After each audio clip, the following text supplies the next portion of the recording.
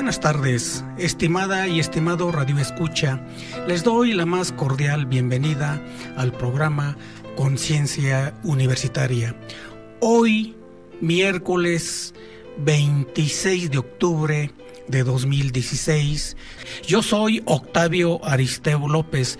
Ya saben, estimados reescuchas, México está inmerso en la globalidad, por lo que es necesario el análisis sintético y sistemático.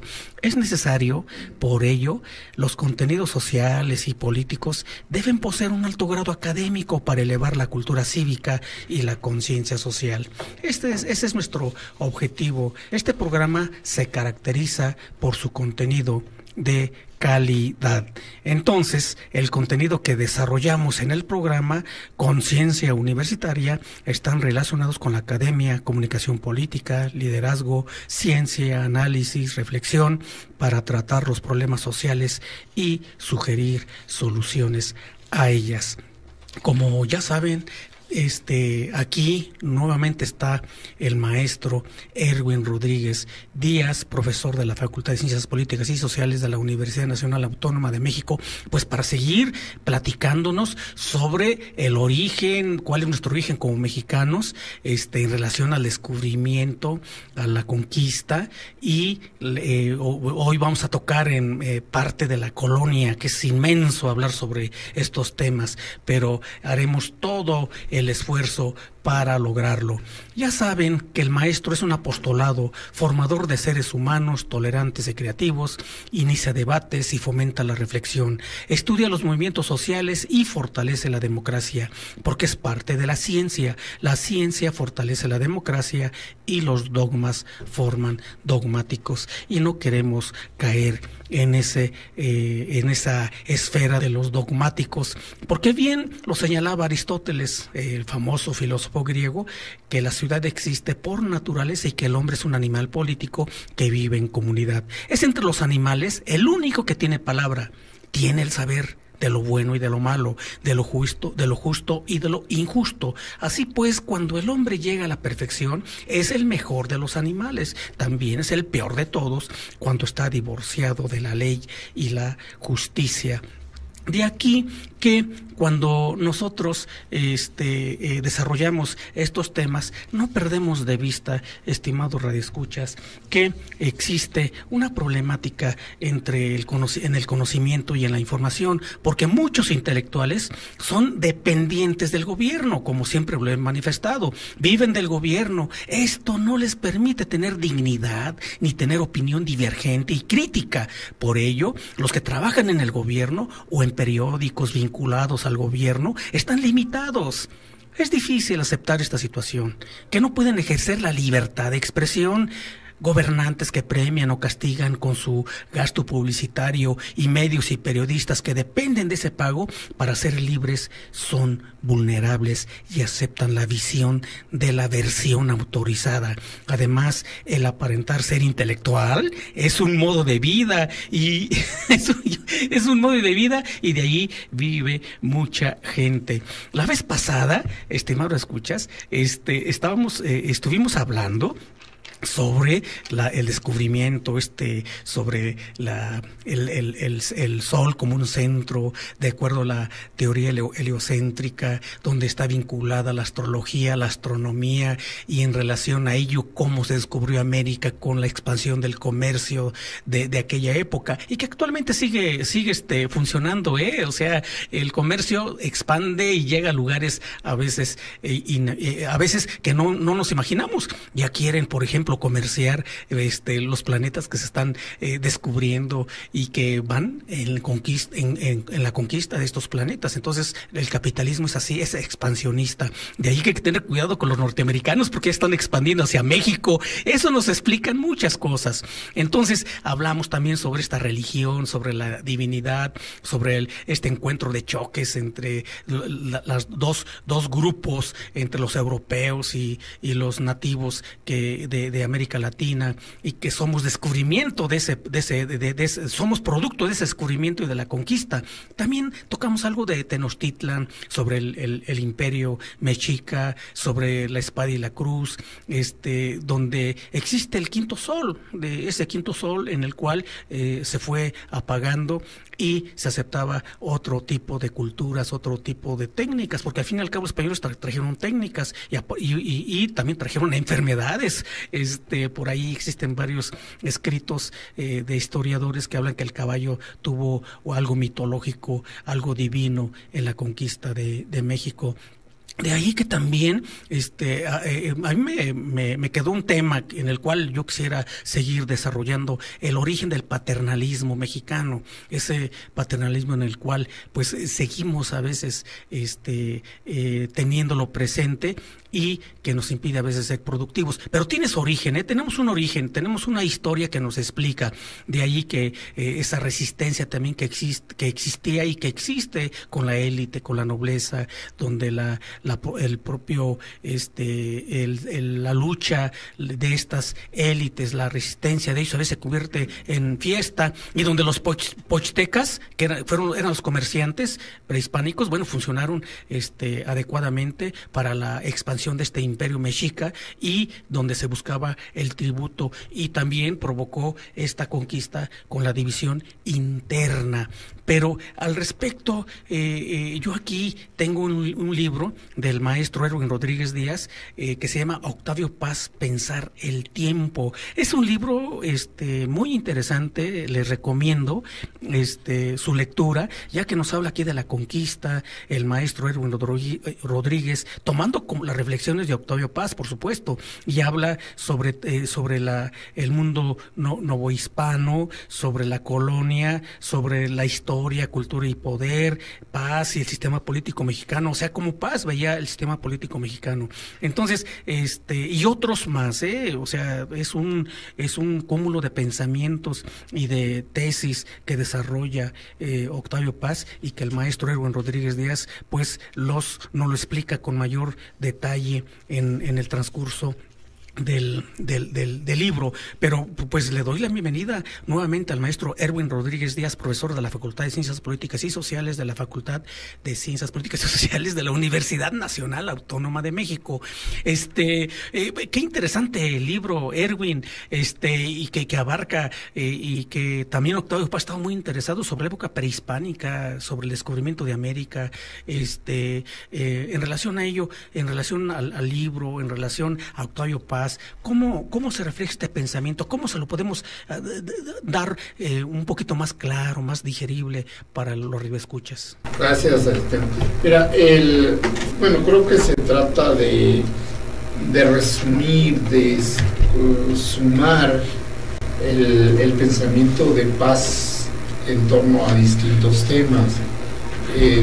Paz aborda nuestra historia, los tiempos de nuestra historia. Sí, entonces cuando se desarrolla la historia, cuando se desarrolla parte de esta historia, ¿qué más nos dice maestro? Sí, bueno, Paz hace una periodización distinta de la historia del país. Nos dice que no tanto hay que tomar muy en serio la periodización oficial, que es el mundo prehispánico, la conquista, la colonia. Incluso el hablar de colonia, por ejemplo, pues Paz no lo siente muy adecuado. Dice que el periodo colonial no se termina con la entrada del ejército trigarante a la Ciudad de México, sino que es una etapa que continúa y que se interrumpe, que termina hasta el tiempo de la Reforma. Entonces, a partir de la Reforma se hace la construcción del Estado mexicano moderno, o del Estado Nacional mexicano propiamente dicho, y este proceso se continúa con el Porfiriato hasta la Revolución Mexicana, Sin embargo, considera que la Revolución Mexicana y el Porfiriato tienen una línea de continuidad.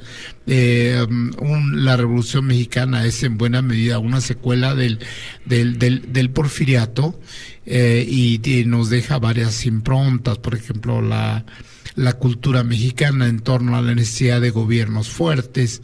Quizá heredamos tenemos la impronta de prehispánica y la impronta de los conquistadores europeos, en el sentido de que somos muy afectos, somos casi adictos a los gobiernos fuertes, a los gobiernos centralistas, a los gobiernos, hay que decirlo, autoritarios.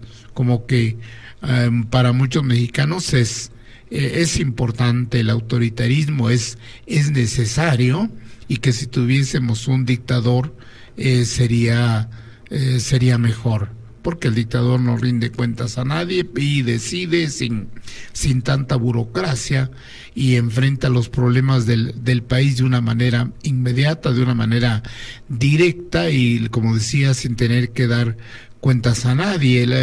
Esto parece muy feo, pero refleja una realidad.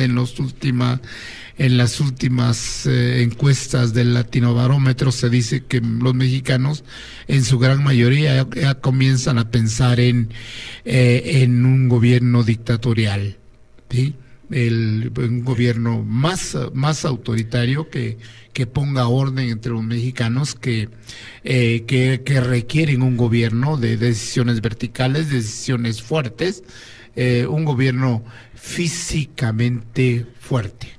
Entonces, esto se relaciona con nuestro pasado, se relaciona con la impronta tanto de los prehispánicos como de los conquistadores europeos. Bien, maestro Erwin Rodríguez, regreso en un momento, no se vayan para seguir con esta plática. Vivo y en directo, gracias por su preferencia. Yo soy Octavio Aristeo López.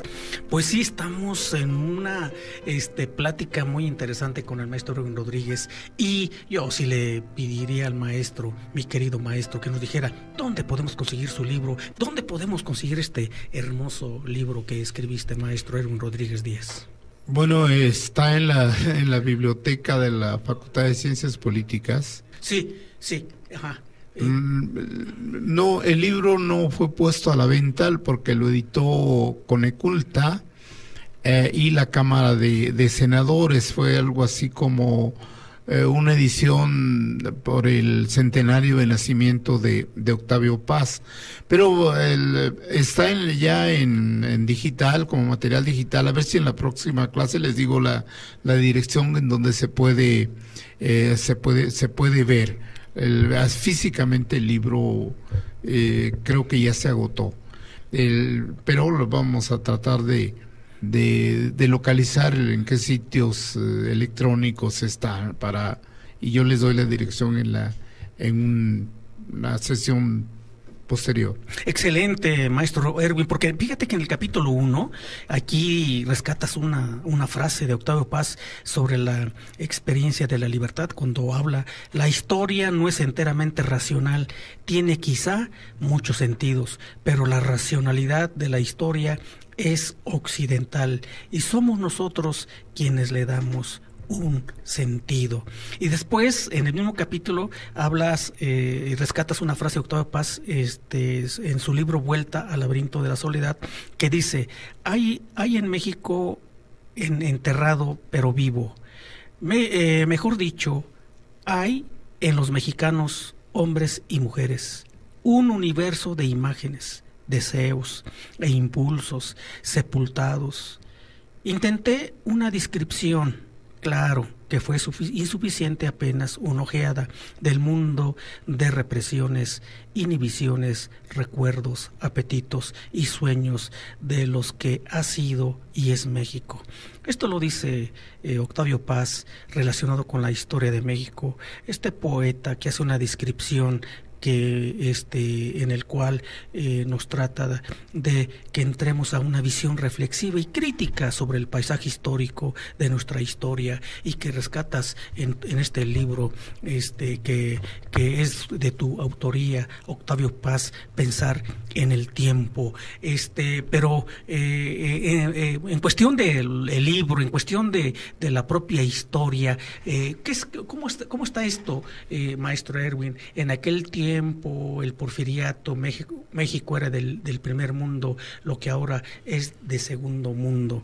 ¿Qué nos puedes decir? Porque apenas estamos iniciando cómo se construye nuestra nación, y al fin y al cabo el Estado-nación se va conformando a mediados del siglo XIX, pero ya está hablando sobre el porfiriato. Pero al respecto, ¿qué podemos decirle a la radioescucha, Erwin?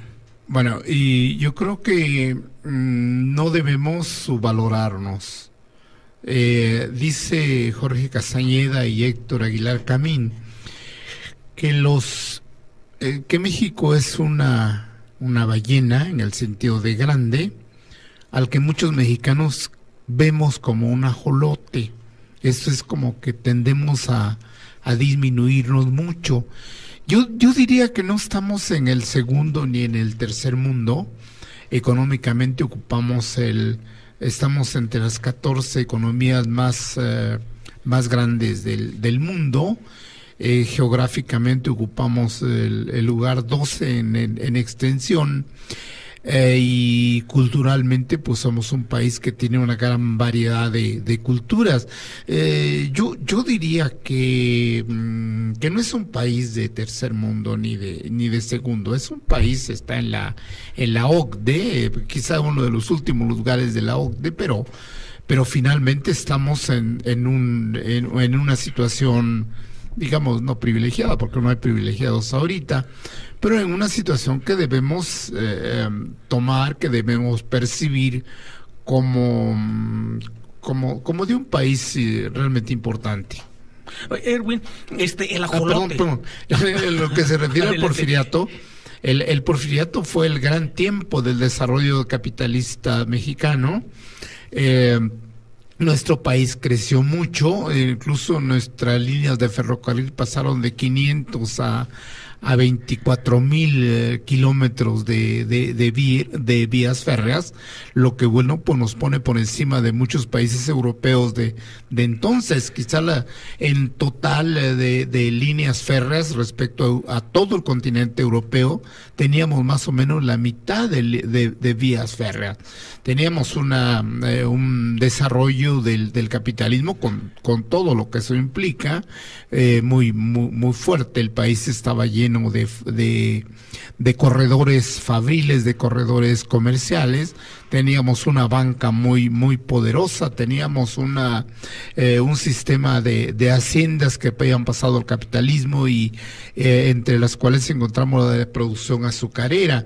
En fin, hay un gran progreso del capitalismo. Yo con eso no quiero decir que la riqueza estuviera equitativamente bien distribuida, pero el desarrollo del capitalismo era muy importante en ese tiempo.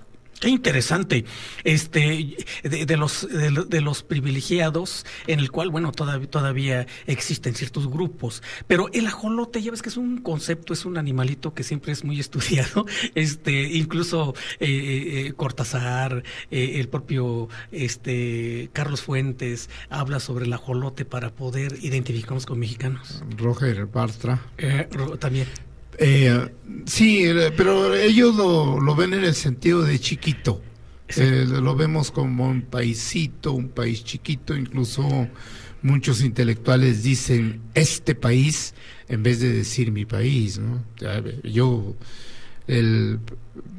soy muy contento con mi país, estoy muy orgulloso de su historia, de su gente, de todo. Yo creo que no hay que hacernos menos. Claro, por supuesto. Y esto que comentaste del gobierno fuerte, que también es aportaciones muy importantes, que estamos acostumbrados a este gobierno fuerte, en el cual surgen los caudillos, surgen los autoritarios, los caciques también, aunque ya desde otra perspectiva. pero y el dictador también por ese centralismo que todavía nos sigue controlando y cual se quiere seguirse controlando la propia sociedad. Pero esto también va implícito al desarrollo del capitalismo mexicano. Por ejemplo, Porfirio Díaz tuvo que ser un caudillo, de otra forma, y tuvo que tener una administración pública muy centralizada. Ya ves que decían mucha administración y poca política. Entonces, donde ese capitalismo se desarrolló, pero a qué costos también, o sea, costos de sangre, derramamiento de sangre, exterminio de pueblos, en fin. Claro, el capitalismo nunca ha seguido una calzada real, es una forma de explotación. La pregunta es, ¿hay de otra? La pregunta es de ahí de otra. Bueno, existió la ex-URSS, ¿no? Pero no tuvo. El sueño terminó. El sueño terminó, es un fantasma. O sea, puede ser un sueño, puede ser que el sueño no haya terminado, sino que ese sueño se convirtió en fantasma. Y ahora le tienen miedo todavía al capitalismo, Erwin. Yo creo que por lo menos en los próximos 100 años, el capitalismo va a ser la forma de relación social en términos económicos. No veo una salida distinta. Desafortunadamente no la hay por ahora. El socialismo realmente existente se derrumbó. Un momento paradigmático es la caída del muro de Berlín, pero el socialismo real se había comenzado a derrumbar desde hacía mucho tiempo. Ya prácticamente era una imposición. No puede haber un sistema social que dependa de una dictadura, dependa de la represión para mantenerse, ¿no? Y es el caso de China, que es un asunto muy complicado. El asunto de Vietnam, oiga, ya hay bolsa de valores en China, ya hay bolsa de valores en Vietnam, y eso pues es como una bolsa de valores así como al sumum de la conformación del esquema de desarrollo capitalista, y no vemos por ahí un movimiento revolucionario capaz de derribar al capitalismo. No se ve, por desgracia, que el capitalismo pues es una forma de explotación, pero no se le ve por ahora su final. Bueno, el capitalismo trae sus propias contradicciones. Mire, le vamos a proponer algo a Aristeo. Yo le regalo un ejemplar, pero lo vamos a dejar en la Facultad de Ciencias Políticas, en la área de copias, de fotocopias. No hago apología de la fotocopia, pero no hay de otra. Sí, autorizas que se copie tu libro. Perfecto. Ahí el maestro Aristeo les dice dónde. Ok, hago la planeación adecuada para que todos los que quieran conseguir el libro del maestro Erwin Rodríguez pues lo tengan, aunque sea en fotocopia. Él lo está autorizando. Y, por supuesto, entonces, ¿cuál será la forma de gobierno que afecte menos a la sociedad? El sistema económico que menos afectaría al pueblo. Después de una pausa, vamos a hablar sobre estos temas. No se vayan. ¿Qué nos puedes decir? Ya hablamos algo sobre Porfirio Díaz, aunque hay mucho que decir de Porfirio Díaz y de Santa Anna, pero eso también es un reflejo de lo que está pasando en la actualidad, Erwin. Si hacemos una transpolación y si bajamos en el espacio, agarramos nuestra nave y empezamos a vislumbrar lo que ellos vivieron y lo que está pasando en la actualidad en nuestro país. Erwin. Mira, perdimos la mitad del territorio, más de la mitad. Bueno, la verdad es que ojalá ahí fuera Santa Anna el único culpable, pero el asunto es que hay que explicarnos a los personajes en su escenario histórico. Santa Anna podrá hacer todo lo que se quiera, pero era el único que existía con capacidad para hacer cierta resistencia a la invasión norteamericana. De no haber sido por Santa Anna y algunos de sus generales como Mariano Arista, pues la entrada de los norteamericanos a México hubiera sido prácticamente un desfile. Santa Anna era de las pocas personas capaces de unir a algunos mexicanos para la defensa. Incluso en la batalla de la Angostura, los mexicanos llevamos 90,000 hombres que eran todos voluntarios. ¿Y quién convoca a esos 90,000 hombres que dejaron su trabajo, fueron a arriesgar su vida, muchos la perdieron, para ir a combatir a los invasores? Bueno, pues algún carisma debía tener Santa Anna para tener esa convocatoria. Era el único de los pocos referentes que existían en el país. Y bueno, pues militarmente pues nos vencieron, pero hubo alguna resistencia. No fue una entrega fácil, una entrega total a los norteamericanos. Hubo resistencias, pero yo quisiera señalar un hecho que es bastante penoso. Es que cuando los norteamericanos estaban en el Zócalo, llegaron muchos mexicanos a decirle al jefe de los soldados norteamericanos pues que se quedara mejor a gobernarnos, y entre los que iban a pedirle que se quedara Zachary Taylor, entre los que le fueron a pedir que se quedara estaban muchos mexicanos que habían combatido a los norteamericanos, que eran veteranos, que eran sobrevivientes de Molino del Rey, que eran sobrevivientes de Churubusco. Incluso algunos estaban heridos y fueron a pedirle al jefe, al jefe norteamericano, que se quedara a gobernarnos. ¿Por qué? Porque había un gran desorden en el país, y la idea de traer a un gobernante extranjero abundaba, era bastante compartida. Los conservadores decían, vamos a traer a un personaje de alguna monarquía, de alguna casa reinante, y los liberales decían, pues vamos a traer a alguien, pero a un demócrata, preferentemente de los Estados Unidos, para que nos gobierne. Entonces, en esta situación caótica, pues Santa Anna, con todos sus defectos, con todas sus irregularidades, Santa Anna era un personaje capaz de formar cierta resistencia, aunque esa resistencia fue insuficiente. Claro, no, podemos también rescatar lo de Antonio Santana de aquella época, que México estaba había grupos en conflicto, existía una división interna, que eso lo sabía muy bien el gobierno norteamericano, y que actualmente también si lo traspolamos, vemos que Hillary o Trump pues siempre van a venir por más, quieran anexarse nuestro territorio hacia ellos. Entonces, por ello es muy importante conocer nuestra historia, que nuestros gobernantes, pues si no la estudian, o si la estudian, pues hacen caso omiso de nuestro propio desarrollo histórico, y donde parecen ajolotes chiquititos. Entonces, ante un pueblo gigante, este caudillismo, este autoritarismo, este centralismo, pues no solamente se da en las propias instituciones gubernamentales, sino también se da en la oposición, en las organizaciones opositoras. Veamos cómo se desarrolló el centralismo, ¿no? en la ex URSS, donde ese centralismo se le llamó centralismo democrático para hacerlo más digerible, ¿no? Pero al fin y al cabo era un totalitarismo y un autoritarismo férreo. De ahí que cuando nosotros vemos esta época de la colonia, en el cual nos vamos construyendo ya como un pueblo que va teniendo su propia fortaleza, a pesar de ser una colonia de España.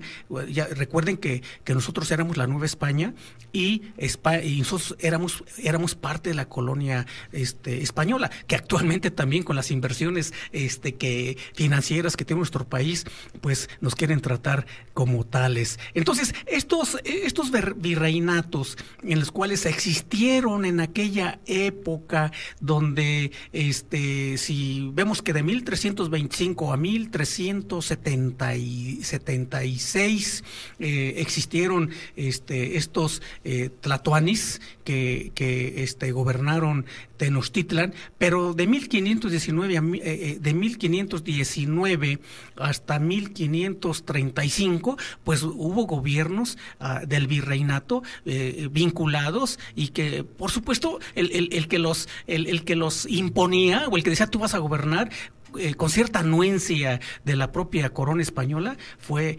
Hernán Cortés. Pero el virreinato, recuerden que tuvimos 62 virreyes en la Nueva España, México, que entre ellos estos virreinatos lo disputaba la Casa de Austria, la Casa de Borbón, etcétera. En fin, podemos hablar mucho sobre esto del colonialismo, pero cómo se fue asentando el poder colonial, cómo se fue asentando el poder español, Erwin, cómo estos españoles empezaron a dominar todo este inmenso territorio que abarcaba más allá de Centroamérica y más allá de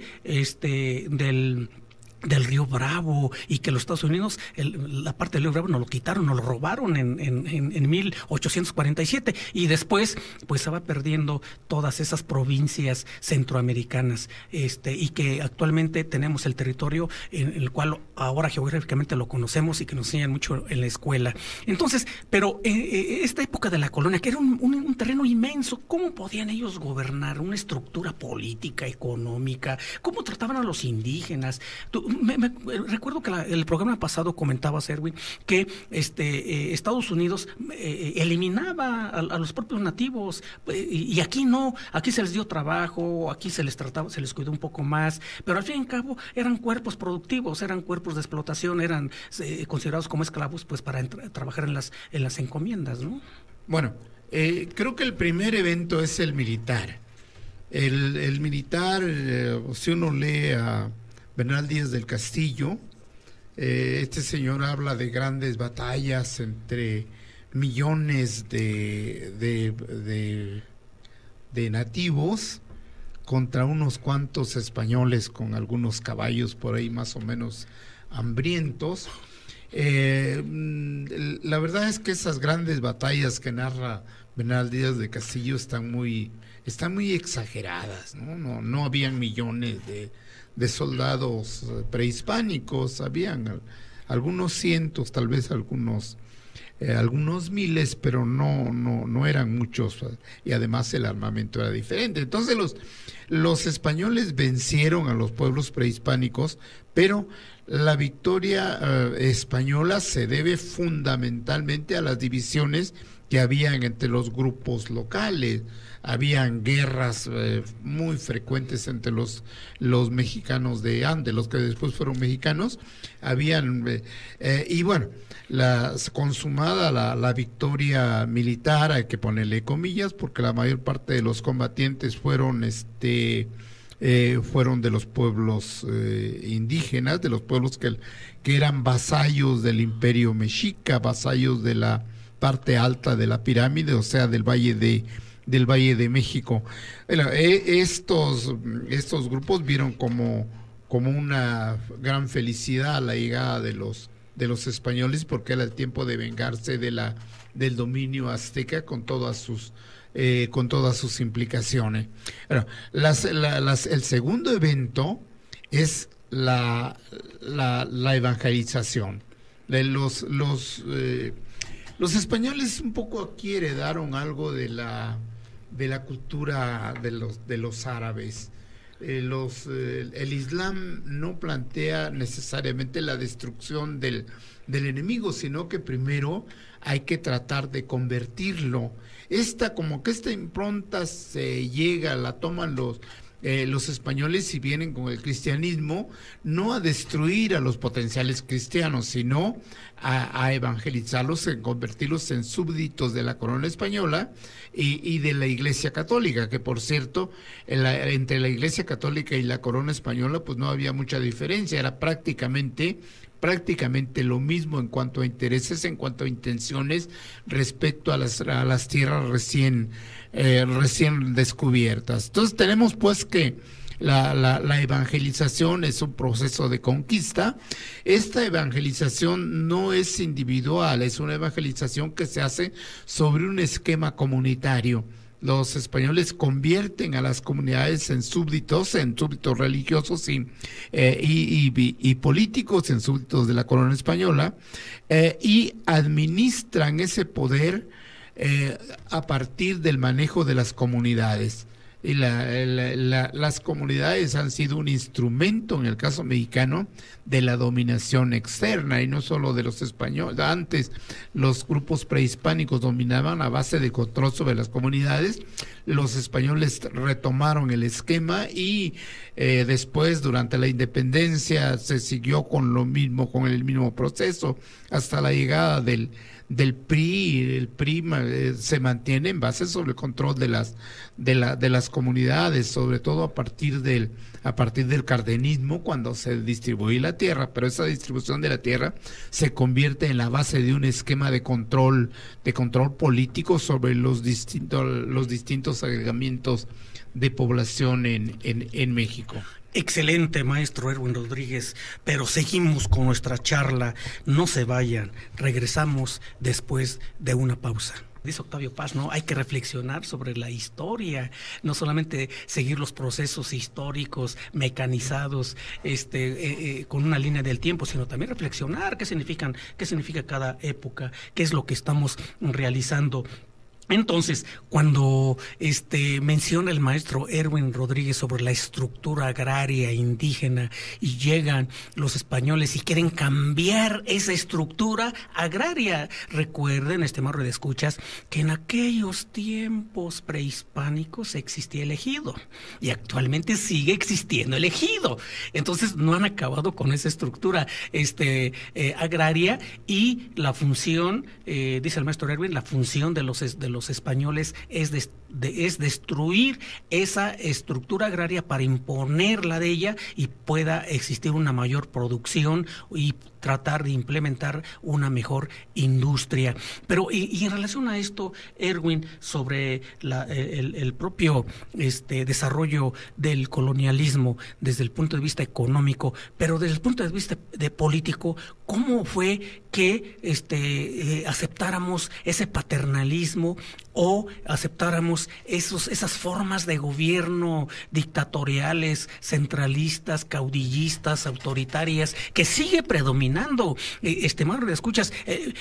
¿Cuál sería la forma de gobierno que afecte menos a la sociedad? Es la búsqueda constante de cuál es el mejor gobierno para cada sociedad, porque cada sociedad pues tiene su historia, tiene su propia identidad. Entonces, de acuerdo a esa sociedad se tiene la mejor forma de gobierno, nada más que algunos gobernantes son los que abusan de las instituciones. Las instituciones, recuerden, radioescuchas, son democráticas, son nobles. Los que no son, los que hacen daño a un país, son los que ocupan las instituciones. Y una propuesta del maestro Erwin Rodríguez es de que de este viernes en 8 hablemos sobre si un gobernante jode al país o no en relación a las declaraciones recientes de la clase política gobernante. Entonces, pero ¿cómo podemos entender todo esto si no conocemos nuestro origen? Y parte de ese origen es lo que nos está diciendo el maestro Erwin Rodríguez Díaz, profesor de la Facultad de Ciencias Políticas y Sociales de la Universidad Nacional Autónoma de México. ¿Qué nos puedes decir más, Erwin? Bueno, la colonia está también adjetivada, ¿sí? Muchos dicen, pues es el gran tiempo mexicano, otros piensan que fue la gran desgracia de los mexicanos. La verdad es que la colonia fue la creación de la identidad mexicana. La Nueva España fue lo protomexicano, fue digamos, la construcción de una identidad nacional. Antes de la llegada de los españoles, pues era un conjunto de pueblos dispersos, aislados, que peleaban entre sí, encontrados. Se creaban alianzas, se rompían las alianzas, se reconstruían las alianzas o se construían otras. Entonces, este era un escenario convulso, era un escenario de dispersiones. Vienen los españoles y forman un reino, el reino novohispano, que con todo lo que se quiera decir, pues fue fue el tiempo de la construcción del México en que vivimos. Decíamos hace algunos días que los mexicanos no somos hijos del heroísmo de Cuauhtémoc, de los momentos plásticos de Cuauhtémoc, sino que somos hijos de la entrega de la Malinche, somos hijos de la Malinche es un paradigma, ¿no? Pero somos hijos de la entrega de las mujeres mestizas o de los hombres indígenas a la acción del mestizaje. Somos un país culturalmente mestizo, y bueno, pues la colonia también tiene sus grandes aportaciones, digamos, la arquitectura religiosa, el barroco, que es una arquitectura altamente competitiva a nivel mundial. Pues esto es un producto de la colonización en México. Pero además la palabra colonización no es del todo correcta, porque México no era una colonia en donde vienen los colonos, destruyan a todos, matan a todos y se asientan. No, esto fue una ocupación cultural de muy largo alcance, y la idea española, porque en España no solo habían hombres de espada y armadura, ¿no? Había también gente pensante, había un pensamiento utopista, había un pensamiento renacentista, y este pensamiento, digamos, estos sectores culturalmente avanzados de España planteaban que América, y especialmente el caso de la Nueva España, debería ser el espacio para renovar, para un nuevo salto en la evolución de los seres humanos. Aquí se podrían construir las utopías, se podría crear un sistema, un esquema económico que ayudara a mejorar las condiciones de vida tanto de los españoles como de los pueblos nativos. Había un pensamiento avanzado, había un pensamiento como el de Vasco de Quiroga, el Tatabasco, que tenía un proyecto de utopía, un proyecto así como de vida comunitaria y libre, en el caso de Michoacán, ¿no? Entonces hay pensadores españoles que son renacentistas, que traen un esquema de ideas de renovación para el nuevo mundo, y México estaba contemplado. Entonces tenemos una arquitectura, tenemos los intentos por mantener ciertas raíces de los pueblos originarios. Tenemos una literatura, no creo que haya una mujer en la literatura mundial, o hay muy pocas mujeres en la literatura mundial que se puedan medir con Sor Juana Inés de la Cruz, pero no solo de Sor Juana era parte de un ambiente. Ahí estaba don Carlos de Sigüenza y Góngora, que eran Juan Ruiz de Alarcón, que eran de literatos competitivos. Ruiz de Alarcón, Góngora, pues podían medirse con cualquiera del siglo de oro español, y Sor Juana, por supuesto, que también. Entonces hay un fermento cultural importante en la época colonial, pero creo que lo más importante fue la creación de esa identidad. Los españoles no solo eran guerreros, también había pensadores, y bueno, la evangelización nos dio un lugar en el escenario social, ¿no? Así fuera muy el más bajo, los indios mexicanos comenzaron a tener un lugar. Para empezar, fueron considerados personas, y eso es muy importante en el siglo XVI. Mira, son personas, vamos a cobrarles tributo, no los vamos a matar, los vamos a mantener vivos y les cobremos el tributo. Claro, vinieron las enfermedades y todo esto contra las cuales los indios mexicanos pues no tenían ninguna defensa biológica. Entonces hay un asunto biológico ahí muy desafortunado, pero los españoles no se levantaban con la idea de matar a los mexicanos, ¿no?